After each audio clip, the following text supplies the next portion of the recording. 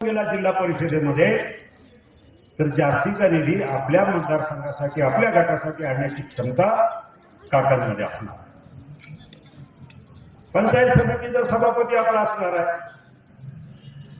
पंचायत समितीमध्ये केंद्राच्या अनेक योजना असतात, शेकडो योजना असतात. त्या सगळ्या प्रभावीपणे त्याची अंमलबजावणी करण्याचं काम पंचायत समितीच्या माध्यमातून होतं. भले निधीची मोठ्या प्रमाणात तरतूद नसली तरी वैयक्तिक लाभाच्या योजना असतील, युवकांच्या योजना आहेत, आमच्या माता भगिनीच्या स्त्रियांच्या दृष्टीनं महत्वाच्या योजना आहेत.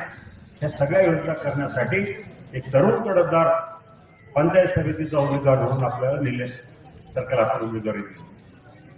आणि सगळ्यात महत्वाचं म्हणजे या दोघांना निवडून दिल्यानंतर त्यांच्या पाठीशी उभं राहायला एका बाजूने मी आहे आणि दुसऱ्या बाजूला आदरणीय वळसे पाटील. आपल्या गावासाठी गेल्या 5 वर्षांमध्ये दिलीपराव वळसे पाटलांनी त्यांच्या 5 वर्षाच्या कारकिर्दीमध्ये जवळजवळ 35 कोटी 32 लाख रुपयाचा निधी दिला. मला सांगा, आता कुठलं गाव आहे तर अख्ख्या महाराष्ट्रामध्ये एक गाव दाखवा की इतक्या मोठ्या प्रमाणामध्ये अवसरी खुर्दला निधी दिलेला आहे. तरी सुद्धा आपण मताला कमी पडतो आपला तालुका. काय कारण काय? मला माहिती आहे काहीतरी 1463 मताची ह्या गावाला आघाडी दिली. हे गट संपूर्ण हा जो गट आहे, आता आपण काका ज्या भागातून लढतायत त्या गटामधून 2312 मताची आमदार साहेबांना आघाडी आहे. माझ्या लोकसभेला मला जवळजवळ 2500 मताची आघाडी आहे. पण मला कळत नाही,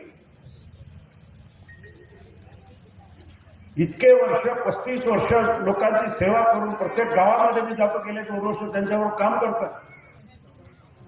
छोटं गाव जरी असलं तरी 2 कोटी 4 कोटी 5 कोटी अशा प्रकारे मोठ्या प्रमाणात भव्य निधी जर आपण देत आहोत, लोकांना नक्की काय हवं?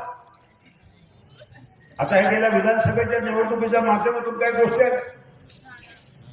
मी दसकरीला जातो म्हणजे मला लोकांमध्ये लोकप्रिय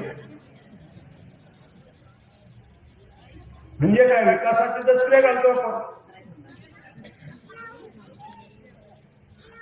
35 वर्ष ज्या माणसाने महाराष्ट्रामध्ये असा एकमेव आमदार आहे, त्यांच्या इतका कायद्याचा अभ्यास, त्यांच्या इतका विधानसभेचे नियम असेल, बाकी गोष्टी असतील, त्यांचा अभ्यास असणारा कुठलाही आमदार नाही आज विधानसभेमध्ये अस्तित्वात नाहीये. मी जातो बऱ्याचशा वेळेला मंत्रालयामध्ये.